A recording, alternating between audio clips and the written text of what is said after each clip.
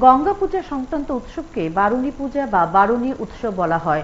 প্রতি বছর চৈত্র মাসে বারুণী তিথিতে মেলা অনুষ্ঠিত হয়ে থাকে। সেই অনুসারে শনিবার বারুণী পূজা অনুষ্ঠিত হয় আগরতলায়। উৎসব উপলক্ষে প্রতাপগড় হাওড়া নদীর ভক্তরা স্নান করেন এবং পূর্বপুরুষের উদ্দেশ্যে পিণ্ড দান করেন। পূর্বপুরুষের কথা অনুযায়ী আজকের দিনে গঙ্গা স্নান করলে পুণ্য অর্জন করা যায়।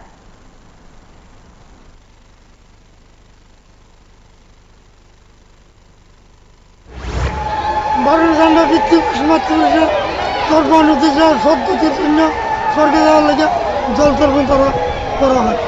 কোন তিথিতে হয় এটা? এটা বারুণী মধুকৃষ্ণ ত্রয়োদশী, চৈত্র মাসের মধুকৃষ্ণ ত্রয়োদশী তিথিতে কৃষ্ণপক্ষ। একটা তীর্থস্থান, তীর্থস্থান এটাতে লোকনাথ ব্রহ্মচারী একটা তীর্থস্থান, তীর্থক্ষেত্র। পিতৃ তর্পণ করা হয়, পিতৃ মাতৃ অস্থি পিণ্ড সব দান করা হয়।